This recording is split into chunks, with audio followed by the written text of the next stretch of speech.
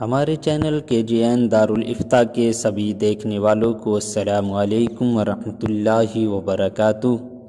پیارے دوستو، آج کی ویڈیو میں بات کریں گے سورہ بقرہ کی آیت نمبر 102 کے تعلق سے۔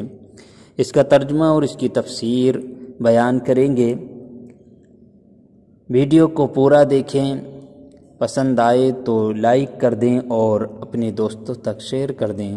اگر چینل پر نئے آئے ہیں تو چینل کو سبسکرائب کر لیں۔ آئیے شروع کرتے ہیں۔ بسم اللہ الرحمن الرحیم۔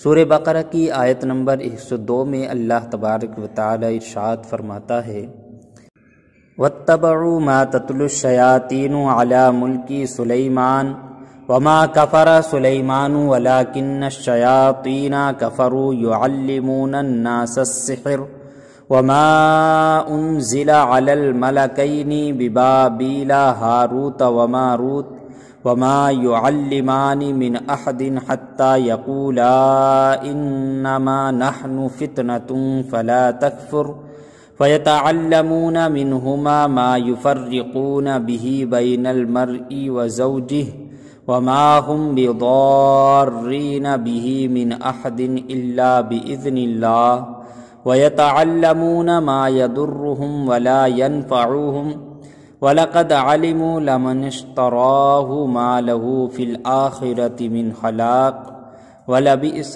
مَا شَرَوْا بِهِ أَنفُسَهُمْ لَوْ كَانُوا يَعْلَمُونَ۔ ترجمہ اور اس کے پیرو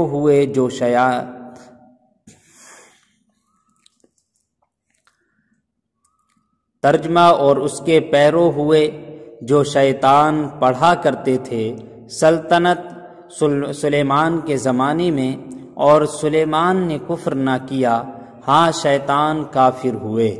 لوگوں کو جادو سکھاتے ہیں، اور وہ جادو جو بابل میں 2 فرشتے ہاروت و ماروت پر اترا، اور وہ دونوں کسی کو کچھ نہ سکھاتے جب تک یہ نہ کہہ لیتے کہ ہم تو نری آزمائش میں ہیں۔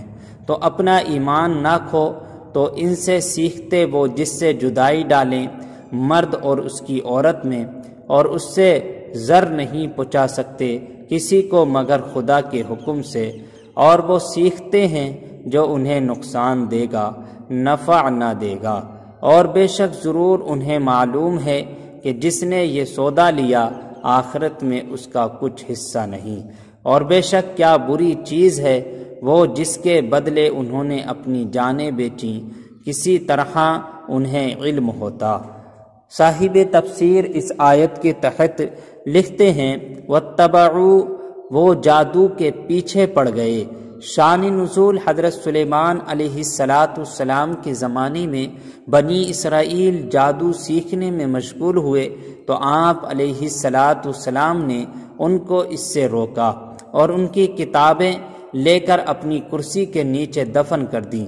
حضرت سلیمان علیہ السلام کی وفات کے بعد شیاطین نے وہ کتابیں نکال کر لوگوں سے کہا کہ حضرت سلیمان علیہ السلام اسی کے زور سے سلطنت کیا کرتے تھے۔ بنی اسرائیل کے نیک لوگوں اور علماء نے تو اس کا انکار کیا، لیکن ان کے جاہل لوگ جادو کو حضرت سلیمان علیہ السلام کا علم مان کر اس کے سیکھنے پر ٹوٹ پڑے۔ انبیاء اکرام علیہ السلام کی کتابیں چھوڑ دی اور حضرت سلیمان علیہ السلام پر ملامت شروع کی۔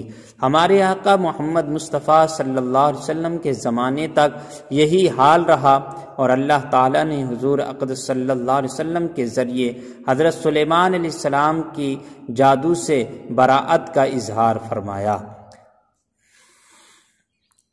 وَمَا كَفَرَ سُلَيْمَانُ، اور سلیمان نے کفر نہ کیا۔ اس آیت سے معلوم ہوا کہ پیغمبروں سے دشمنی کے الزام دور کرنا اللہ تعالیٰ کی سنت ہے، جیسے کہ لوگوں نے حضرت سلیمان علیہ السلام پر جادوگری کی تہمت لگائی، اور اللہ تعالیٰ نے اس آیت میں اس تہمت کو دور فرمایا۔ نیز یہ بھی معلوم ہوا کہ جادو کرنا کبھی کفر بھی ہوتا ہے جبکہ اس میں کفریہ الفاظ ہوں۔ ہاروت و ماروت، ہاروت اور ماروت ہاروت ماروت دو فرشتے ہیں جنہیں بنی اسرائیل کی آزمائش کے لیے اللہ تعالیٰ نے بھیجا تھا۔ ان کے بارے میں غلط قصے بہت مشہور ہیں اور وہ سب باطل ہیں۔ اعلیٰ حضرت امام احمد رضا فاضل بریلوی علیہ الرحمہ نے ہاروت اور ماروت کے بارے میں جو کلام فرمایا اس کا خلاصہ یہ ہے کہ ہاروت اور ماروت کا واقعہ جس طرح عوام میں مشہور ہے، ائمہ اکرام اس کا شدید اور سخت انکار کرتے ہیں۔ اس کی تفصیل شفا شریف اور اس کی شروحات میں موجود ہے، یہاں تک کہ امام اجل قاضی اعزاز رحمۃ اللہ علیہ نے فرمایا ہاروت اور ماروت کے بارے میں یہ خبریں یہودیوں کی کتابوں اور ان کی گھڑی ہوئی باتوں میں سے ہیں، اور راجع یہی ہے کہ ہاروت اور ماروت دو فرشتے ہیں جنہیں اللہ تعالیٰ نے مخلوق کی آزمائش کے لیے مقرر فرمایا کہ جو جادو سیکھنا چاہے اسے نصیحت کریں کہ انما نحن فتنۃ فلا تکفر، ہم تو آزمائش ہی کے لیے مقرر ہوئے ہیں تو کفر نہ کر، اور جو ان کی بات نہ مانے وہ اپنے پاؤں پہ چل کے خود جہنم میں جائے۔ یہ فرشتے اگر اسے جادو سکھاتے ہیں تو وہ فرما برداری کر رہے ہیں، نہ کہ نافرمانی کر رہے ہیں۔ فرشتوں کی عظمت کا بیان۔ فرشتوں کے بارے میں عقیدہ یہ ہے کہ یہ گناہوں سے معصوم ہوتے ہیں۔ اللہ تعالی ارشاد فرماتا ہے لا یعصون اللہ ما امرہم ویفعلون ما یؤمرون، فرشتے اللہ کے حکم کی نافرمانی نہیں کرتے اور وہی کرتے ہیں جو انہیں حکم دیا جاتا ہے۔ اور ارشاد فرمایا وَهُمْ لَا يَسْتَكْبِرُونَ يَخَافُونَ رَبَّهُمْ مِنْ فَوْقِهِمْ وَيَفْعَلُونَ مَا يُؤْمَرُونَ، اور فرشتے غرور نہیں کرتے اور وہ اپنے اوپر اپنے رب کا خوف کرتے ہیں اور وہی کرتے ہیں جو انہیں حکم دیا جاتا ہے۔ امام فخر الدین رازی رحمۃ اللہ تعالی علیہ فرماتے ہیں کہ اس آیت سے ثابت ہوا کہ فرشتے تمام گناہوں سے معصوم ہیں، کیونکہ اللہ تعالیٰ کا یہ فرمانا کہ وہ غرور نہیں کرتے اس بات کی دلیل ہے کہ فرشتے اپنے پیدا کرنے والے اور بنانے والے کے اطاعت گزار ہیں، اور وہ کسی بات اور کسی کام میں بھی اللہ تعالیٰ کی مخالفت نہیں کرتے ہیں۔ فلا تکفر، تو کفر نہ کر۔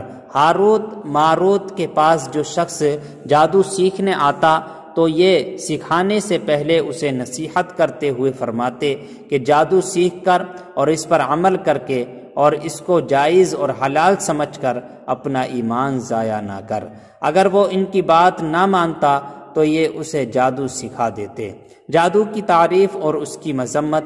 علماء اکرام نے جادو کی کئی تعریفیں بیان کی ہیں، ان میں سے ایک یہ ہے کہ کسی شریر اور بدکار شخص کا مخصوص عمل کے ذریعے عام عادت کے خلاف کوئی کام کرنا جادو کہلاتا ہے۔ جادو فرما بردار اور نافرمان لوگوں کے درمیان امتیاز کرنے اور لوگوں کی آزمائش کے لیے نازل ہوا ہے۔ جو اس کو سیکھ کر اس پر عمل کرے کافر ہو جائے گا، بشرط کہ اس جادو میں ایمان کے خلاف کلمات اور افعال، اور اگر کفریہ کلمات اور افعال نہ ہوں تو کفر کا حکم نہیں ہے۔ یہاں مزید 3 مسئلے یاد رکھیں۔ نمبر 1، جو جادو کفر ہے اس کا عامل اگر مرد ہو تو اسے قتل کر دیا جائے گا۔ نمبر 2، جو جادو کفر نہیں مگر اسے جان کے ہلاک کی جاتی ہیں، یعنی اس سے جانیں ہلاک کی جاتی ہیں، تو اس کا عامل ڈاکو کے حکم میں ہے، مرد ہو یا عورت، یعنی اس کی سزا بھی قتل ہے۔ تیسرا، اگر جادوگر توبہ کرے تو اس کی توبہ قبول ہے۔ احادیث میں جادو کی بہت مذمت کی گئی ہے، چنانچہ حضرت عثمان بن ابی عاص رضی اللہ تعالی عنہ فرماتے ہیں میں نے حضور پر نور صلی اللہ علیہ وسلم کو ارشاد فرماتے سنا، اللہ تعالیٰ کے نبی حضرت داؤد علیہ السلام رات کی ایک گھڑی اپنے گھر والوں کو بیدار کرتے اور ارشاد فرماتے اے آل داؤد اٹھو اور نماز پڑھو، کیونکہ اس گھڑی اللہ تعالیٰ جادوگر اور ناحق ٹیکس لینے والوں کے علاوہ ہر ایک کی دعا قبول فرماتا ہے۔ حضرت ابو موسیٰ اشعری رضی اللہ تعالی عنہ سے روایت ہے، حضور اقدس صلی اللہ علیہ وسلم نے ارشاد فرمایا، شراب کا عادی، جادو پر یقین رکھنے والا اور قطعی رحمی کرنے والا جنت میں داخل نہ ہوگا۔ یاد رہے کہ یہاں جادوگر کے بارے میں جو سزائیں بیان کی گئی ہیں، یہ سزائیں دینا صرف اسلامی حکومت کا کام ہے۔ عوام الناس کو قانون اپنے ہاتھ میں لینے کی اجازت نہیں ہے۔ البتہ ہر ایک کو چاہیے کہ جادو کرنے والوں سے دور رہیں۔ نیز جادو سے متعلق مزید تفصیل جاننے کے لیے کتاب جہنم میں لے جانے والے اعمال کی 2 جلد کا مطالعہ فرمائیں۔ وما ہم بضارین، اور وہ نقصان پہنچانے والے نہیں۔ اس آیت سے چند مسئلے معلوم ہوئے۔ نمبر 1، مؤثر حقیقی اللہ تعالیٰ ہے اور اسباب کی تاثیر اللہ تعالیٰ کی مشیت یعنی چاہنے کے تحت ہے، یعنی اللہ تعالیٰ چاہے تو ہی کوئی شے اثر کر سکتی ہے۔ اگر اللہ تعالیٰ نہ چاہے تو آگ جلا نہ سکے، پانی پیاس نہ بجھا سکے اور دوا شفا نہ دے سکے۔ دوسرا، جادو میں اثر ہے اگرچہ اس میں کفر یا کلمے ہوں۔ جب جادو میں نقصان کی تاثیر ہے تو قرآن آیات میں ضرور شفا کی تاثیر ہے۔ یوں ہی جب کفار جادو سے نقصان پہنچا سکتے ہیں تو خدا کے بندے بھی کرامت کے ذریعے نفع پہنچا سکتے ہیں، جیسے حضرت عیسیٰ علیہ السلام کا بیماروں، اندھوں اور کوڑیوں کو شفا بخشنا خود قرآن مجید میں موجود ہے۔